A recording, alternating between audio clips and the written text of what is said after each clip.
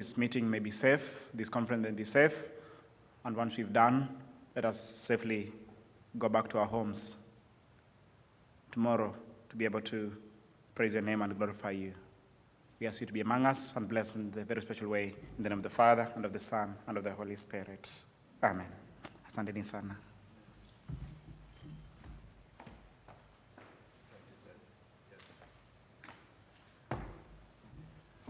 Well, asante sana kwa maombi. Ladies and gentlemen, karibuni tena sana.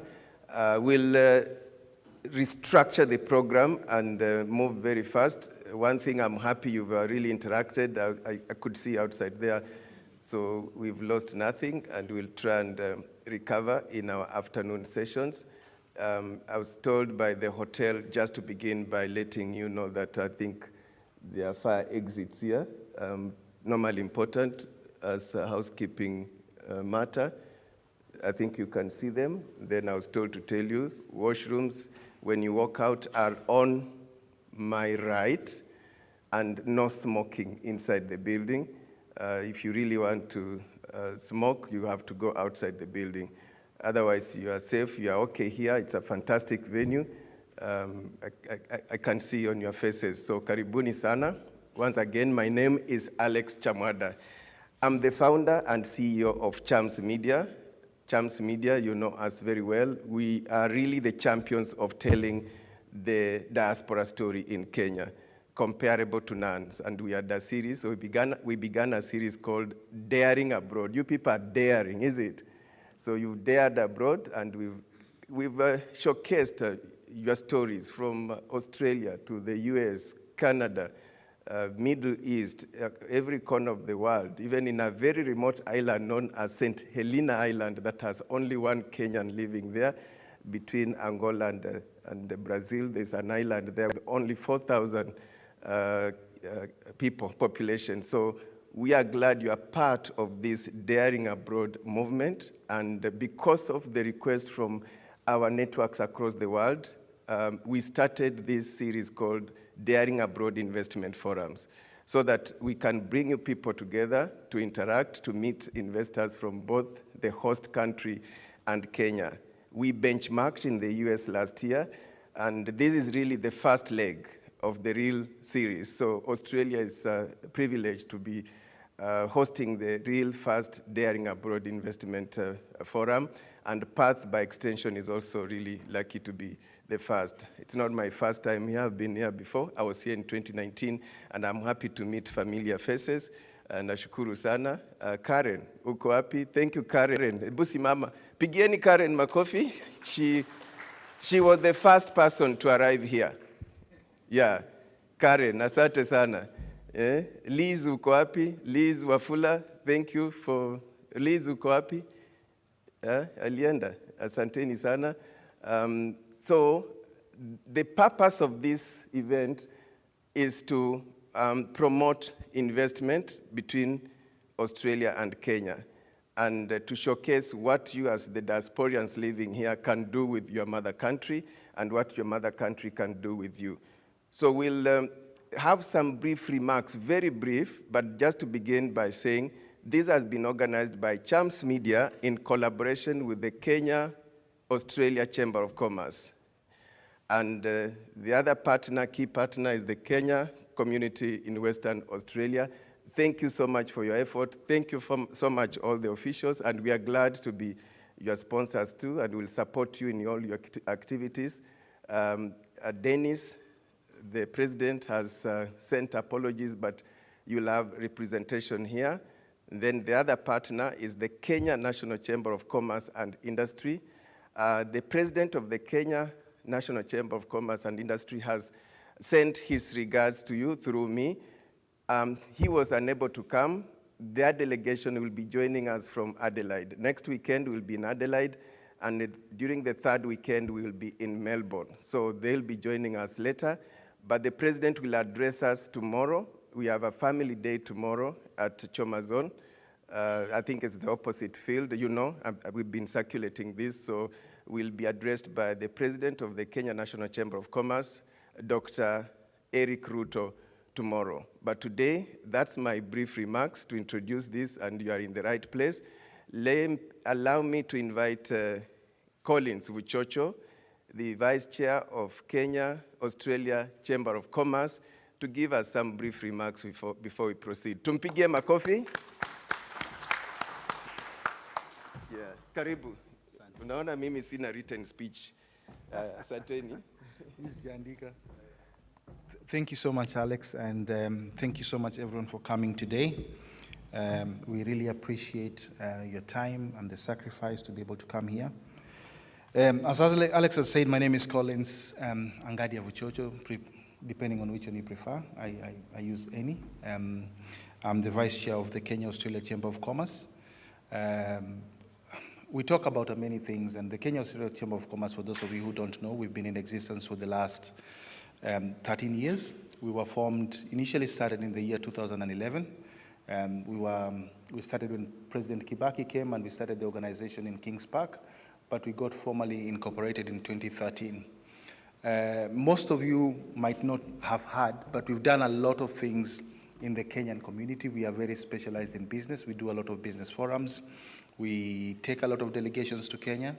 We also bring a lot of Kenyans from, people from Kenya to here. We've done a lot of government delegations. The big mining companies in Kenya that you know of, Base Resources, and a few other companies, Cortec Mining and a few others, we are the ones that actually got them to Kenya. Our chair is Steve Kuria. For today, we'd like to thank you. I guess there's a number of things before I progress. I just wanted to get Nikuj to stand up. Nikuj is a secretary, and Devi, where's Devi? The money man. Devi is our treasurer. We've got a few other people that are coming, Stella, and a few other people that will talk to you about it. As I said, we first worked with Chams Media in 2019 when we got the delegation of Kenyan ministers to come, and we were trying to do some delegations. And Chams came and did the first Daring Abroad.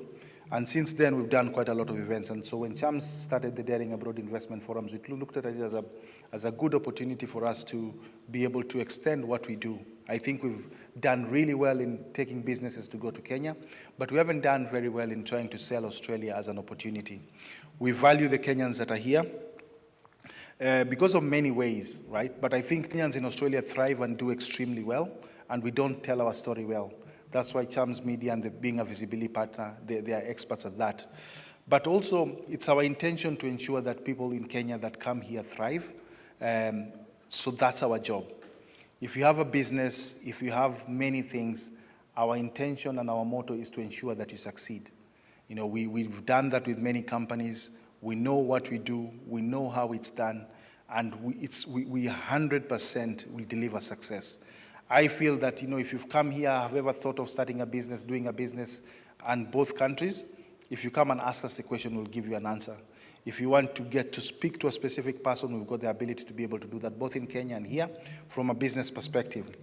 So for me, it's important for us to understand that as a chamber, we are happy that you are here. We want you to thrive. We want you to succeed. We want you to do whatever you intend to do. That's why we exist. One of our things about our chamber is that we do four main things. The first one is networking opportunities. We try and make sure that people have got the opportunity to network. You know, that's what, you know, we know everyone says your network is your net worth, but that's what I think. I always say a big joke, you know, sometimes as Kenyan, I think that the biggest lie we've ever been told is that life is about who you know, right? You know that statement. It's about who you know. I think for us, it's the opposite. It's not about who you know. It's about who knows you, right? I know the Prime Minister of Australia, but because he doesn't know me, it doesn't make a difference in my life, right? So for us, it's about flipping that and making sure that you as a business are known. That's the reason why we exist. That's the reason why we do what we do. So today, I don't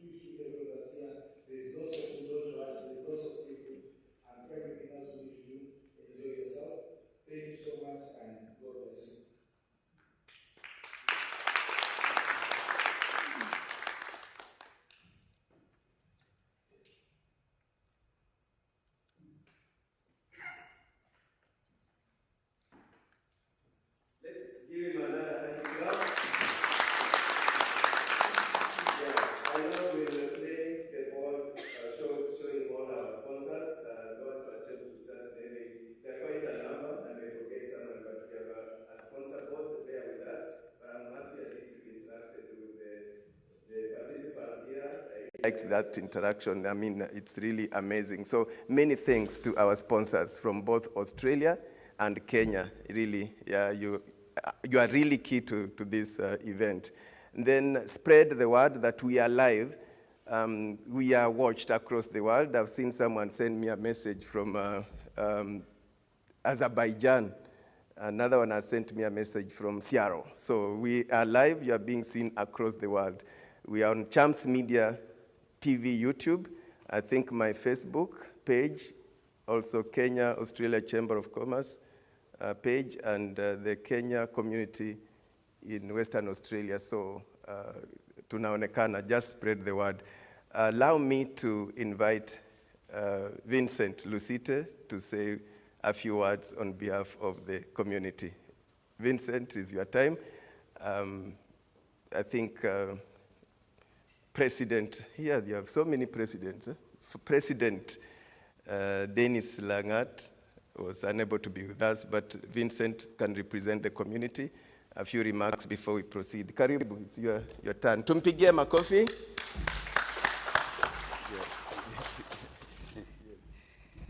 Good morning. Is it morning? Afternoon. Good afternoon. My name is Vincent Lusite. Kanyangi is my great-grandfather. Great-great-grandfather. I'm here on behalf of Kenyan community leadership. Dennis, who is our president, was not able to be here, and I know Andrew, who is the vice president, is on the way coming.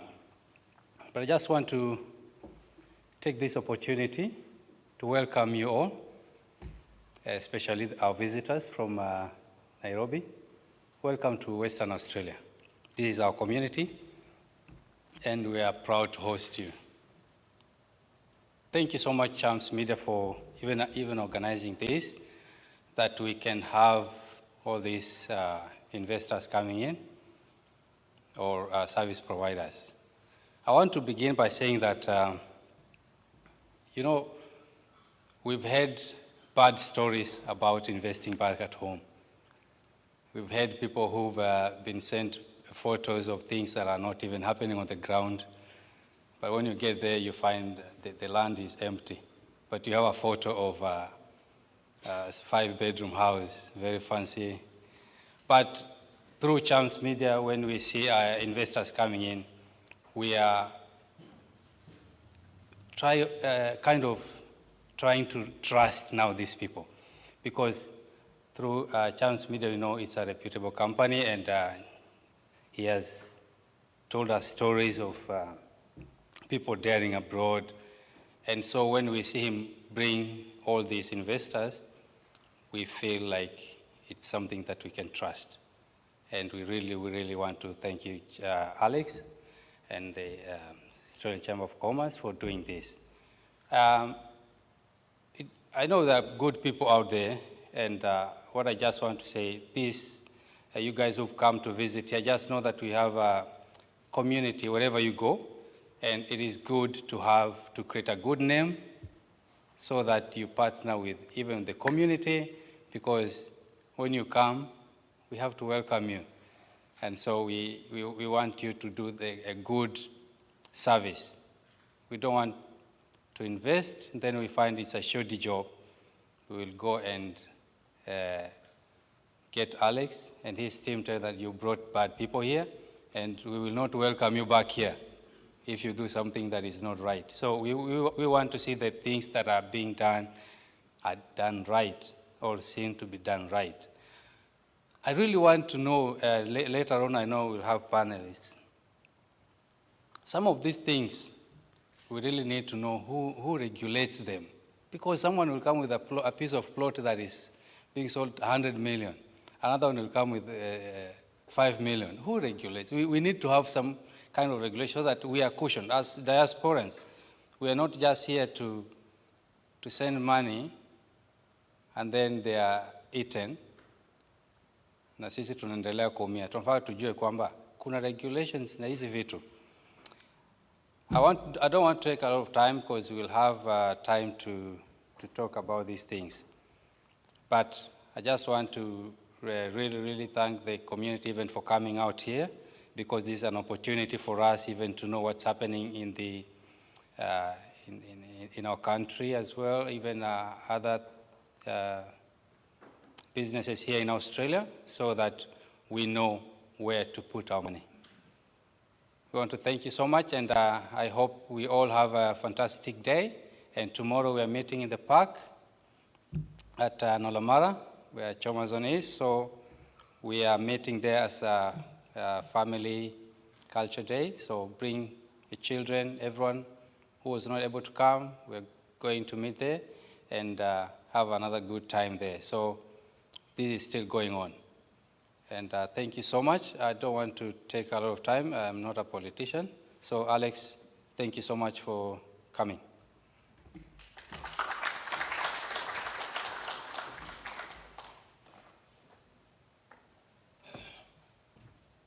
Another clap. Great. You are amazing. Yeah, thank you. Hata mko na balozi hapa. Ambassador Alfred. Sasa tukisewe unawakilisha. Sasa simama wakuone. Let's clap for Yeah. Yes, and this is to let you know that we have the support of the government of Kenya. I'm passing the regards of the Principal Secretary, State Department for Diaspora Affairs, Madam Rosaline Njogu. She told me, I think she was here some time back, and she was unable to come. I've personally met the Prime Cabinet Secretary, Honorable Musalia Mudavadi, who is in charge of the Foreign Affairs docket before I came here, and we have their goodwill. That's from very high authority. And our High Commission in Canberra has also asked me to pass their regards. They couldn't make it, but they are here with us in spirit. So we've worked very well with the State Department for Diaspora Affairs. During our US tour, we had good representation from that department. Later on in the afternoon, we'll have the Director for Savings, Investment, and Remittances, Mr. Boniface Wanzala. He'll address us via video link. So that will come in the afternoon. I'm just giving you an overview of what is going to happen. Before we break for lunch, we'll have one panel discussion. Then the other panel discussions, we'll try and fix them in the afternoon session. Me, I'm happy. We've not lost anything. You can see we have a good representation. So that's an overview of the program. And we'll play some videos, very short, less than a minute each. One will be the chair of Kenya-Australia Chamber of Commerce, Mr. Steve Kuria. We'll also hear from the president, Kenya National Chamber of Commerce and Industry, Dr. Eric Ruto, barely a minute each. And as we prepare the videos, allow me to welcome the panelists for our first panel discussion. Joe, Dennis, Veronica, karibuni, as we prepare the videos. The first panel discussion is about education, a world of possibilities. Education as a pathway to investment. Many of you came here through education, and you've invested both here and back home. So we want to just tackle that subject. When you talk of Australia, many Kenyans back home and those across the world think of education. This panel discussion will be led by Options Education. We've featured them before on Daring Abroad. So karibu, Joe and Dennis. Veronica, you'll be joining that panel discussion. And I believe you have some of your former and current students here. So feel free, karibu. Ours is really an organic event. Couldn't script mob. Let the show begin. Let the show continue. We are not too official. You've realized, eh? Clap for yourselves. Yeah. Let the show begin. Let it flow organically. So yes, Mr. Patrick Okinda, I didn't introduce my team from Champs Media, but I think many of you know them. You've been interacting with them. Mr. Patrick Okinda is behind there, helping to direct the show. And this guy walking, look at his majestic style. He's called Edison Mutumba. Mutumba, that Mutumba. Very amazing gentleman. He's our head of technical department at Champs Media, and is one of our oldest serving members of Champs Media team. Edison, well done. He's the one really making sure we are live. He's manning every machine here. So before we proceed, so Patrick, okay, play Korea. Prominent organization between the two countries when it comes to Australia and Kenyan business. We established about 9 years ago, and since then we have had about 20 to 25 missions, including member parliaments.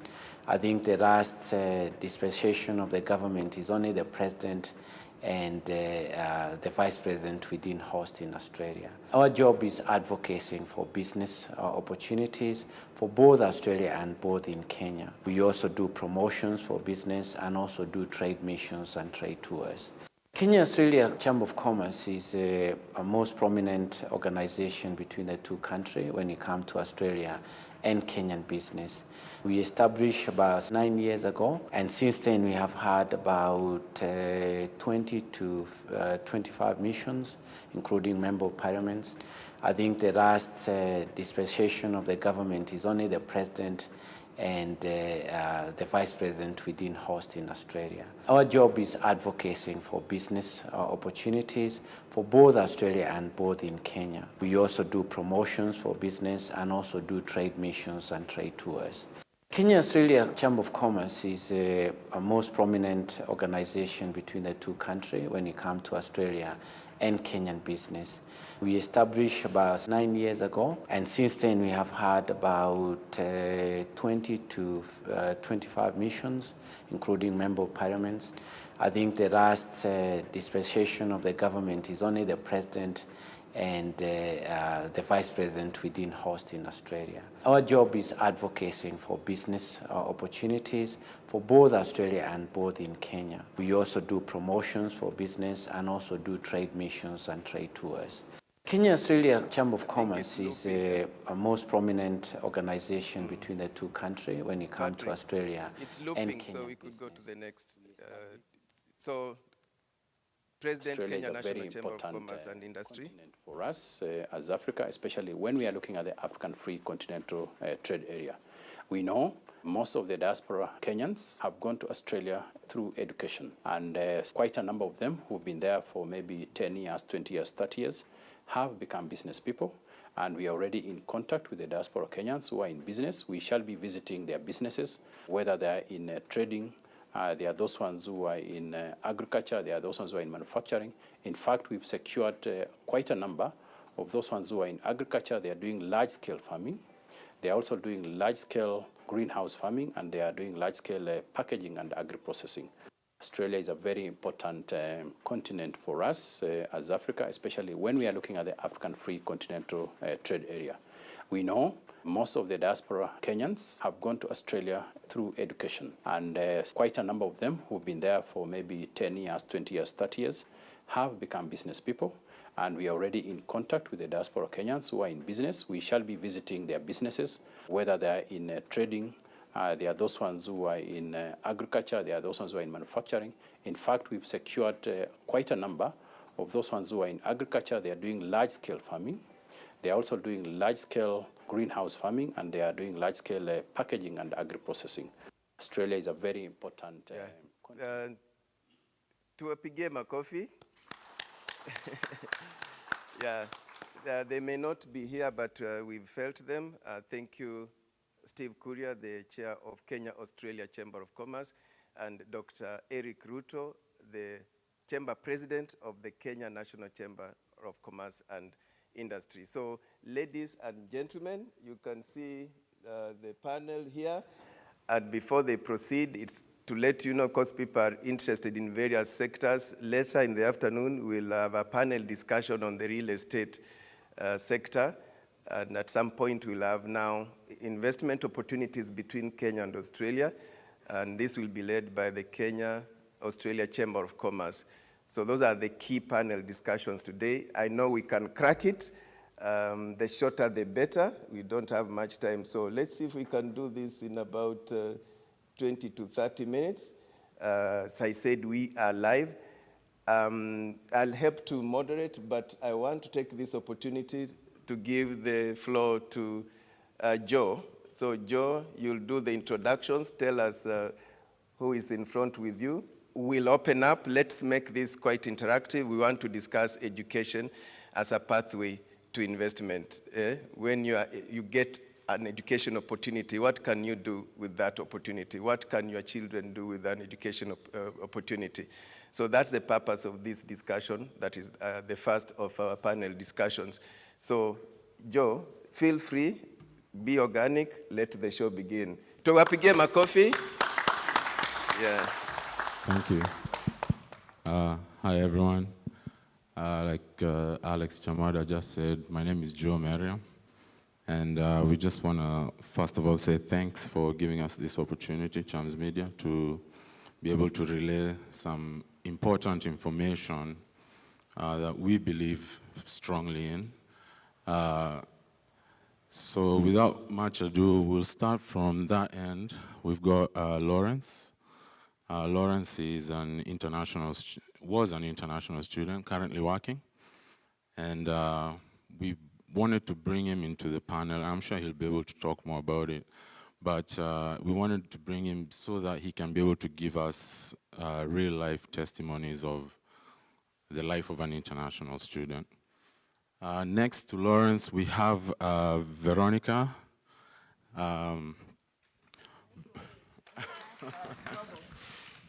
Veronica is she's the founder and managing director of Ozcare Group. And we're really happy and privileged to have you here with us, Vero. Veronica is probably going to be talking more about, she's a real-life testament of an international student who came to Australia and has actually made quite a great life of herself. She's quite successful. So we wanted her to give her story about the possibilities that we are trying to talk about, especially in the international education sector. Next to me, I've got Dennis Meria. Dennis is the Director of Operations at Options Education Agency, which is the international education agency that we're representing all of us. And for me, I'm Joe Meria, and let me say, Dennis is going to be talking about what Options does and what we believe in as a company, and some of the challenges that we face as an international education agent. And for me, I'm going to be talking about, I'm here on the panel to discuss stuff to do with migration. That's because I'm a registered migration agent. And yeah, we hope you'll be able to at least learn stuff from this, okay? So, are we going to be asked questions? But before that, maybe Lawrence can introduce himself, talk a bit more about himself.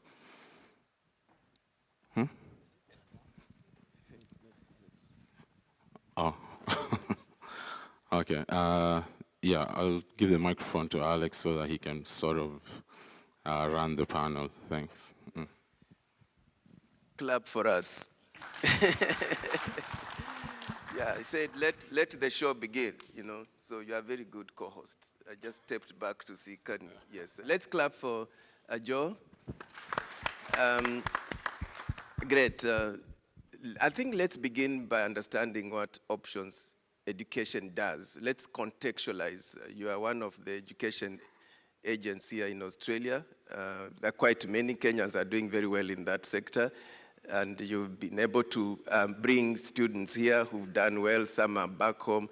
Others, I met one in the UK and told me, I know you, Alex, and I met you in Australia. So it's a small world. So begin, Joe, by just in a few minutes, you know, 2 or 3 minutes to tell us what does options education do? What I was hoping, maybe I could have Dennis answer this one, just because he's the one who is the director of operations at Options. So Dennis, what does Options do? Hello everyone, can you hear me?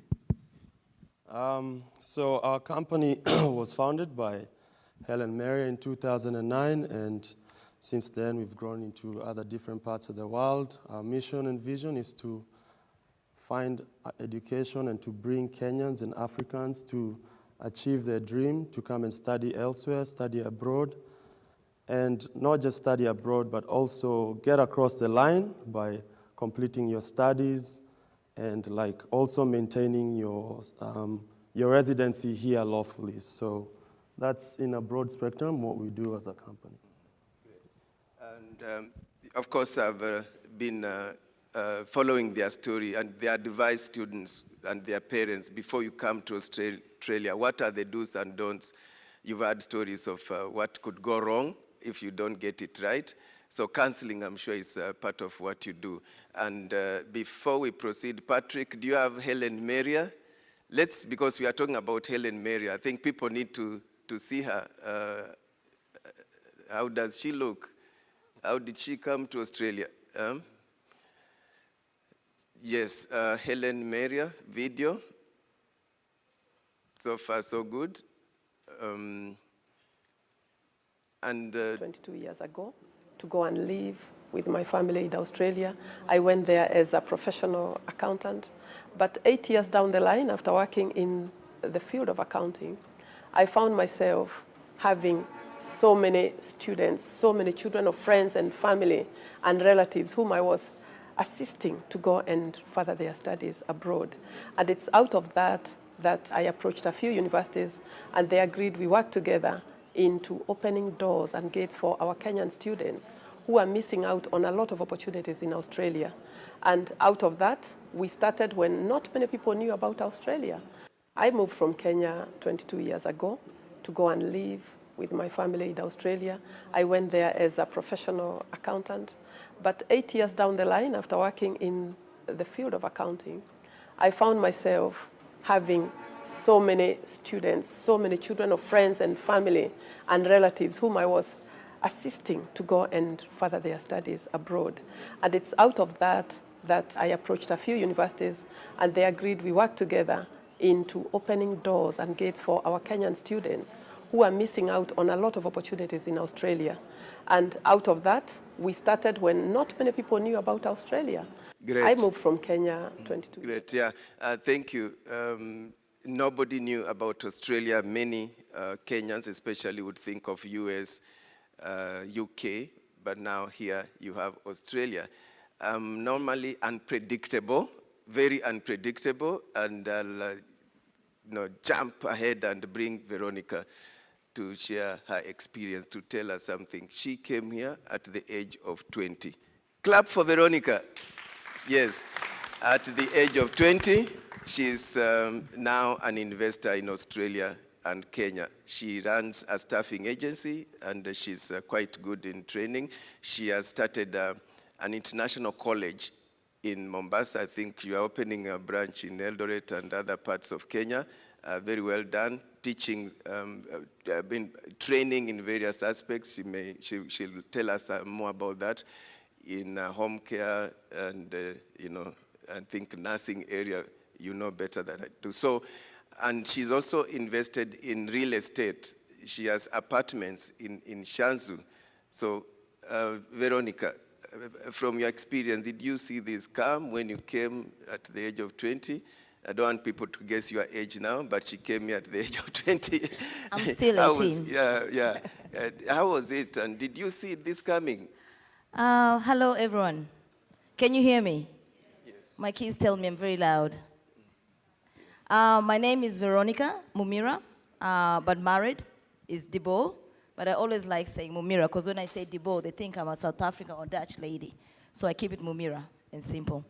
I came here when I was 20. I wanted to go to America.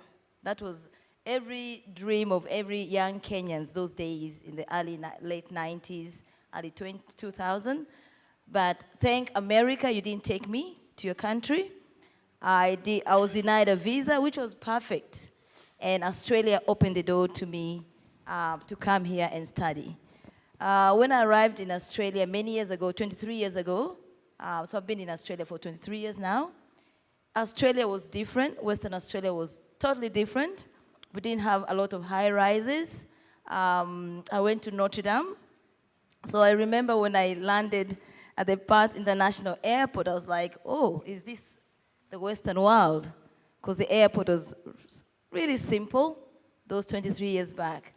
And I was taken into a taxi, 1330. That was the number of those days, taxis, there was no Uber, to Fremantle. And it was different. Never thought one day I will be this inspiration to many young generation, a lot of Kenyans out there. You know, it's amazing. I've studied in Notre Dame as a nurse. I went to do my postgrad in Curtin University. But, you know, I had this business in me because when I grew up in Kenya, my parents are in the medical field. I tell this story over and over again. My dad is a doctor. My mom is a nurse, midwife. And they used to run a clinic in Likoni, Mombasa. And my neighbor was this man over here, Gibson. So Gibson is my childhood friend. We grew up together, best friend of my brother, so he knows a lot about me. And I used to run for my mom. My mom used to have a clinic and a pharmacy, and I used to run the business for them. And it was successful. They tell me, Veronica, since you left in Kenya, things have never been the same. So I think so that passion of business came from those younger days. And as my parents are in the healthcare industry, my dad wanted me to be a doctor. You know the African way, you know, I'm a doctor, you have to be a doctor. But things have changed, you know. We always follow our dream. You know, we listen to our parents, of course, but you follow your dream. My dream was to become a nurse, hands-on bedside nursing. That is my passion. And I've always kept it in the healthcare, in the nursing industry. Whatever I touch is nursing, healthcare. Always venture into an area you're comfortable. You have the trust on what you're doing. And that is, yeah, that's me. Yeah. 1, 2, 3. Can you hear me? Okay, Vero, why did you decide to invest back home? Why not just here? You know, putting everything here. Why back home? Look, wanasema mwacha mila ni mtumwa, eh? That's Swahili, mwacha mila ni mtumwa. So for me, was given the opportunity to come to the Western world. But we come here, we study. Why shouldn't we bring back that knowledge to Kenya, to a country? So because I had the knowledge of a nurse midwife, and I've always had that passion of giving back to the community. And that's the reason why I've gone back to invest in Kenya in real estate, in opening a college, in healthcare. And that's, I feel I have to do that to the community. How do you manage juggling between, I see you in Kenya at one moment, and back to Australia? You have a big team? In Australia? Both countries. In Australia, I have over 900 staff. So that is, Chams, can I play my video and maybe people can know me a little bit about what OSCE is? Yeah, go for it. Let the show continue. Yes. Yeah. As I said, organic, natural. Is the video ready? I hope it's short. Yep. Yeah. Come on, you gave us 1 hour.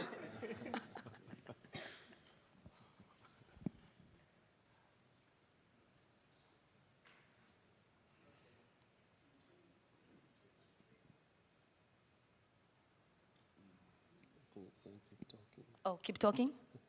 Yeah, I think, yeah. Give us a few more remarks as we prepare the video. Okay, so so I opened OSCE 2009, and my team, yes, it's a big team. I've just opened a a new college, a training center in Perth City, in Stirling Street, because apparently the international student, they want the city. It's a cool place to be around. So, and I thought, let me be cool too, even though I'm not 20, let me be cool. So I moved my college into the city. The reason why I moved OSCE into the city is because I saw the vision of ECU. I knew ECU was moving into the city, and I knew that will be the hub, the heartbeat of an international student. So my college is only 5 minutes away from the ECU campus, which will be moving from Mount Lolly. The campus will be moving in the city. And I thought, why not Kenyans to enjoy the city life? So that's the reason why I brought in Perth City. I have over 900 staff, and they include the registered nurses, enrolled nurses, support workers, assistant in nursing, allied health. I have a team of OTs, PT, physiotherapists, podiatrists, speech pathologists, and the hospitality staff. So that's the chefs, cooks, kitchen hand, food service assistant. Okay. Yeah, I think if the video is not ready, don't worry, Vero. We have the afternoon session, we have tomorrow. We are gonna play the video. I'm just preparing the audience. If you have any questions, just raise your hand. It's interactive. We have no formula to say they finish and then come to me. No, just feel free to raise your hand. I'll come to you. But in the meantime, let me welcome our guest from Zambia. Zambia, and I'm glad we have good representation here. There is Joseph from Zimbabwe here. Where is Joseph? Joseph, yeah, let's clap for Joseph. Yeah, he's an immigration consultant and he has opened an office in Nairobi. Yeah, well done, it's a small world. So as a former student, I think you completed. Go for it, tell us, how did you find yourself here and what are you doing with the education you gained in Australia? Okay, good afternoon, everyone. My name is Lawrence Sinkolale, so I'm not too good, with the camera and everyone like that, but I just want to talk about the student life here. When we see a lot of people who've come here, they're doing well for themselves, and we are sold to that dream, and everyone wants to be a part of that dream, We all want better for ourselves, but there is a lot of things that a lot of us don't know when you come in as an international student. After COVID, after the COVID was done, there was quite a gap. Maybe I could call it that, yeah. A lot of people came in here, and then after they got here, they just started working before restrictions were put in place. So they started telling their friends, just come here, come here, come here. It's good life, they taught them the fake reality. So when those people actually got here, and then they realized to say, oh, that's not what we were promised. We were told when we get here, we just have to work for a bit, and then we'll be having cars, we'll be having this and that.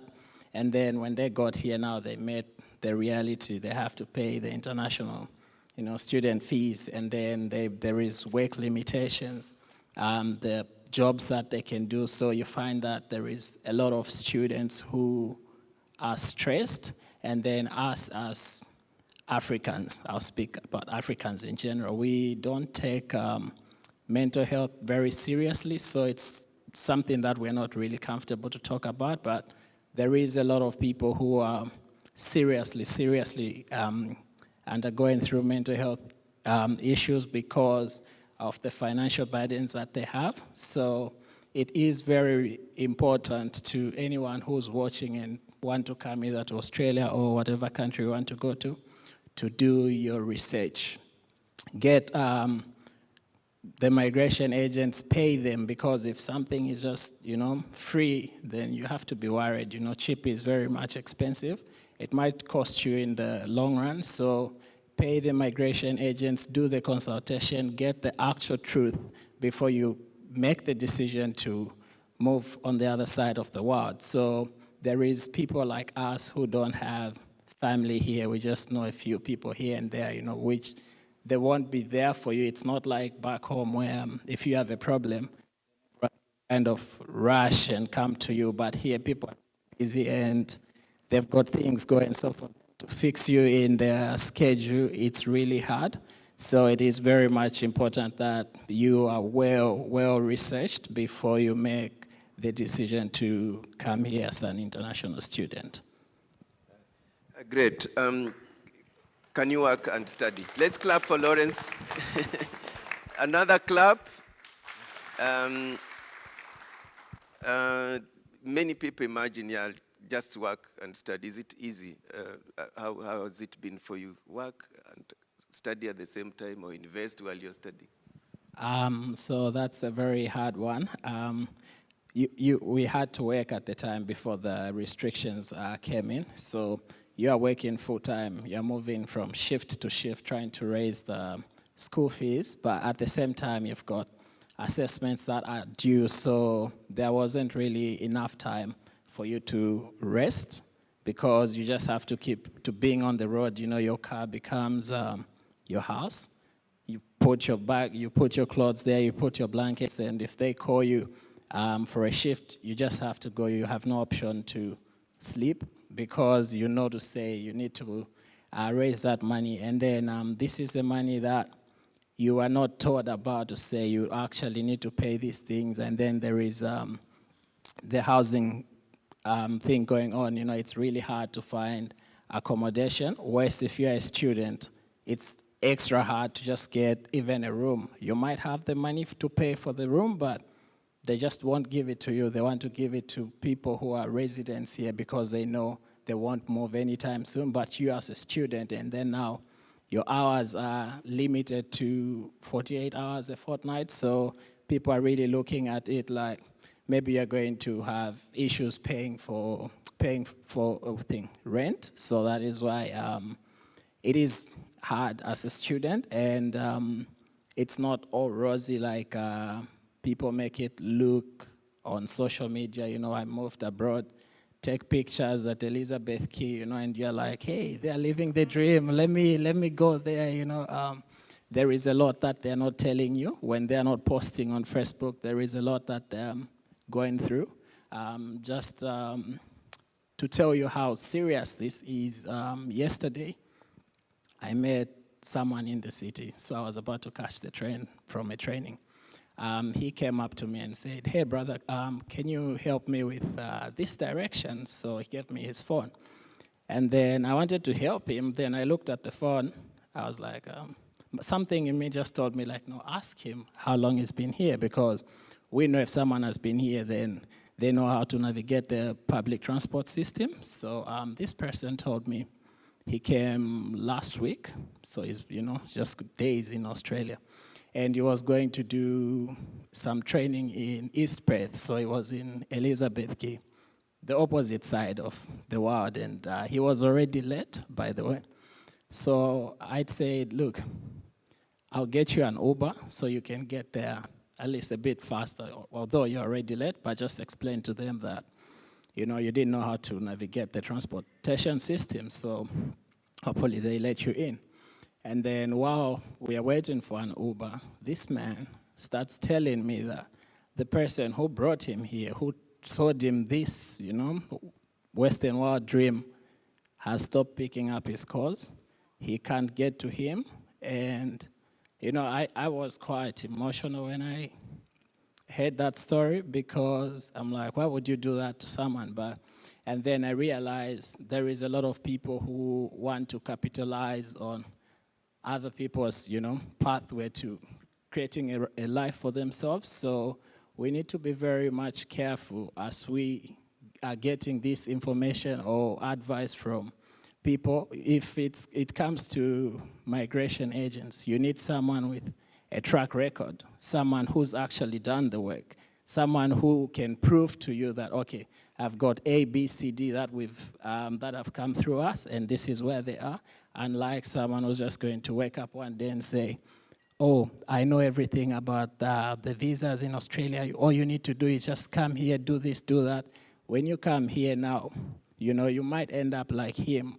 I hope it gets better for him, but this man is stressed. You know, he's just stood there waiting for an Uber. He's crying. You know, he doesn't know what to do because it's only one person who sold him the dream, and that person is not there, so how is he going to survive?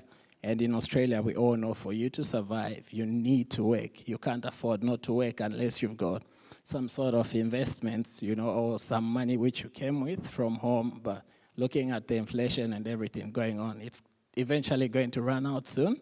So you don't want to end up a destitute when you get here. So please do an extensive research, ask a lot of questions, pay for consultancy before you make the move to move abroad as an international student. Sorry, can I just say something? Can I just add to that? I think, like before, when Lucita was on stage, there's something you said that really stuck with me about all these people giving you bad information or dodgy information. And the whole point of using even someone like Chams Media here is to eradicate those dodgy people and make things, you know, genuine and legit, you know. And I think with Lawrence's story, which firsthand he met a student who has arrived in Australia, and then whoever brought him here, the agent who brought him here, has stopped answering their calls, you know. That would be so depressing, you know. When he told me that story, I was like, wow, that is so terrible. Can I have his number? I want to call him and tell him, hey, come to our office, we can help you. But like, what I feel, when we were talking about it, the one thing we're trying to also put out there is it's important to use companies that are credible, that have a good reputation, you know.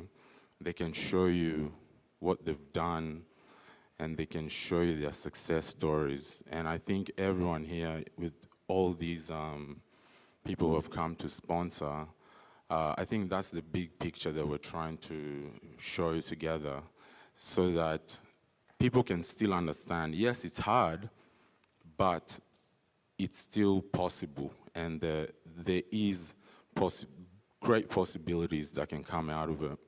But you just got to use a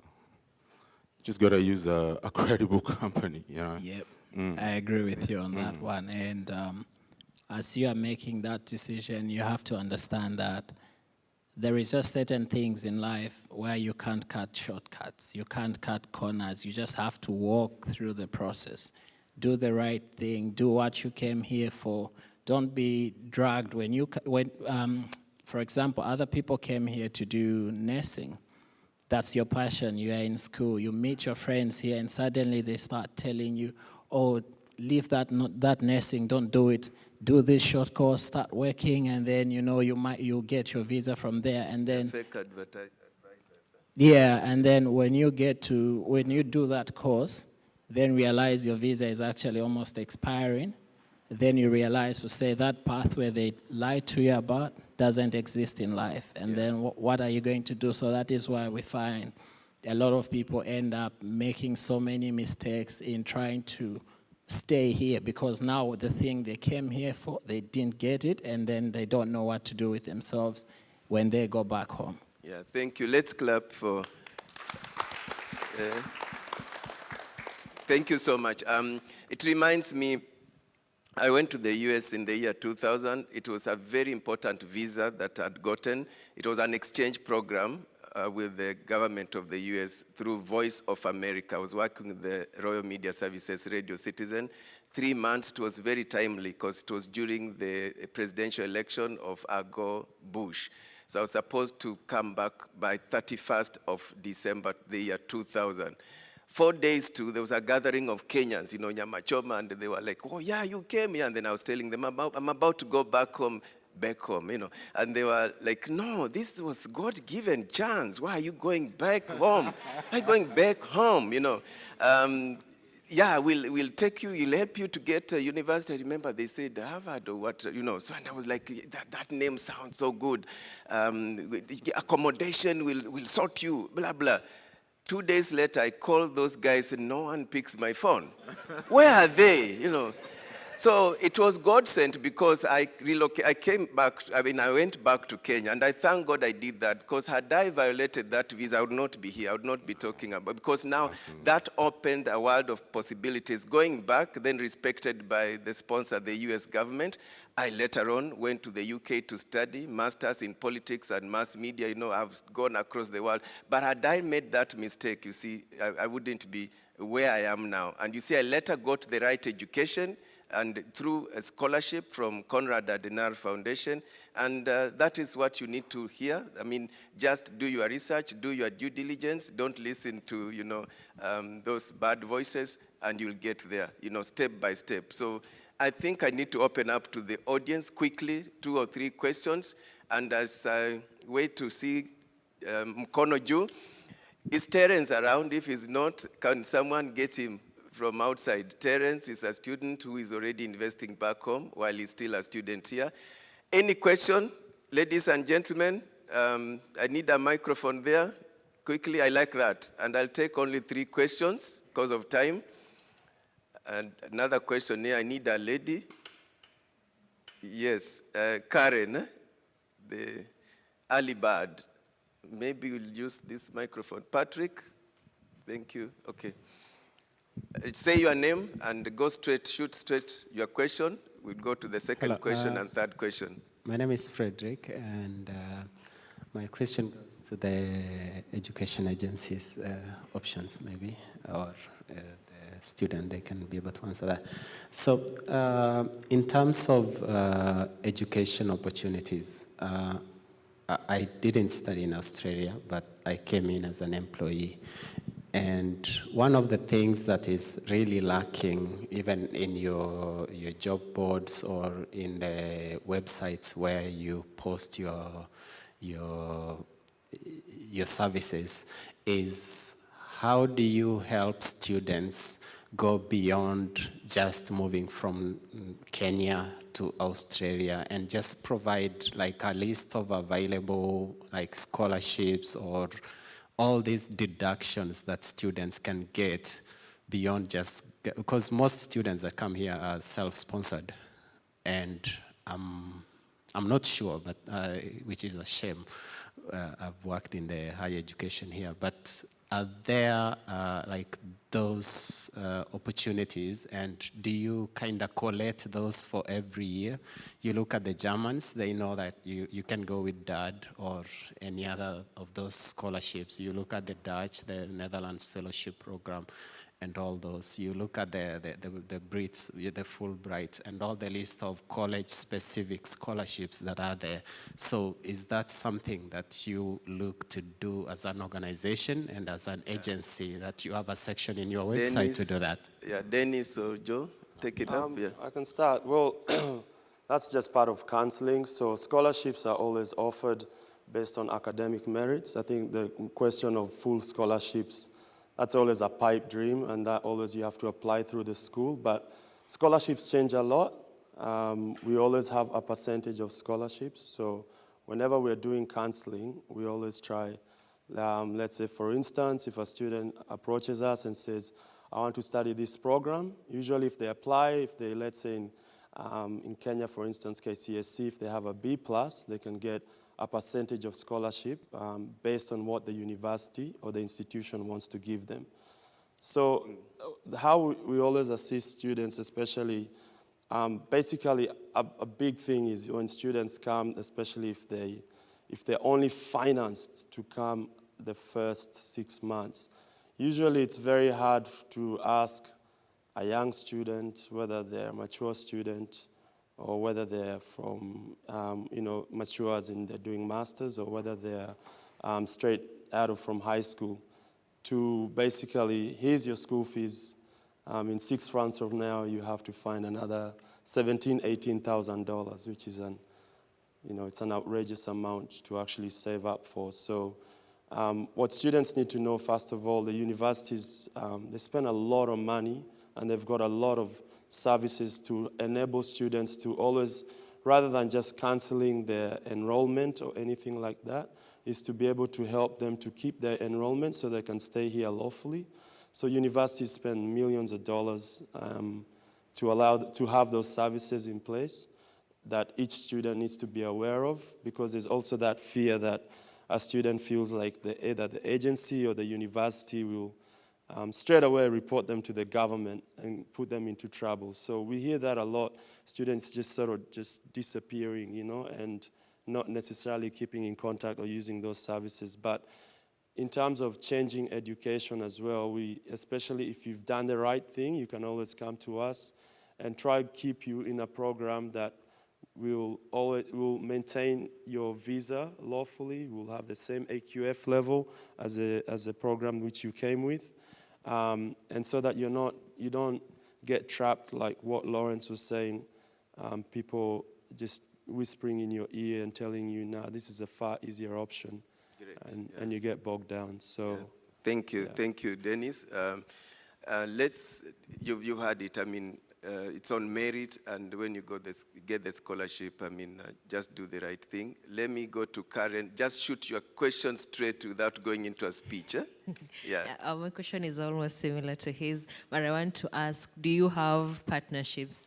I was just thinking when Lawrence was talking in terms of, for instance, if Options was to partner with OzCare, for instance, to help students maybe transition or make their life easier here, because it's really hard. Okay, I'm going to the speech. Thank you. Yeah, a very short answer, Joe. Yeah. Look, the partnerships are a bit, you know, it's also based on what students will come and tell us, you know. And if the students come and say, hey, and we notice there's a lot of you guys who are having the same issue, we will always try our best to see how can we fix that issue. And if it means Options partnering with Vero to give you guys easier transition to get a job, then that's something we're happy to look into, you know. If it just means making it easier for you from coming from home all the way to Australia. Great. I hope that answered your question, Karen. The last question before I go to Terence, again short, we don't have much time. It's Father Cyprian here, and I think for Karen and I, we think we're thinking the same way.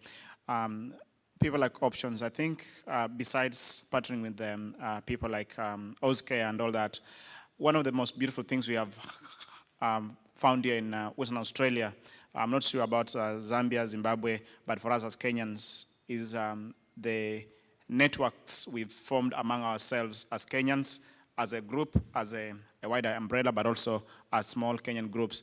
My question, but also my comment will be, people like Options, as part of your research and as part of your desire to improve your services you give to students, is to try and partner with the Kenyan local communities here, so that when you send students, for example, a student coming from Eldoret, you straight away know that I need to partner this with the community from the Kalenjin community. A student coming from Nairobi Central, I need to connect this child with someone like that. That's something that you need to do. And there are a lot of leaders here who can do that every day, but I think that's where we fail those students, when we give them the visa and send them, get on the plane and go to Australia. Thank you. Thank you so much, Cyprian, for that contribution. I think that was a comment.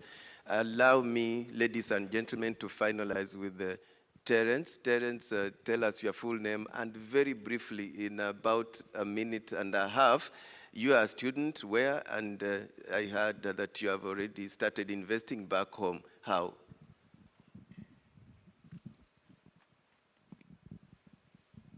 Hello, everybody. My name is Terence Muniale. I came to Australia in July 2022, and thankful for you guys coming here and sharing with more students about the information.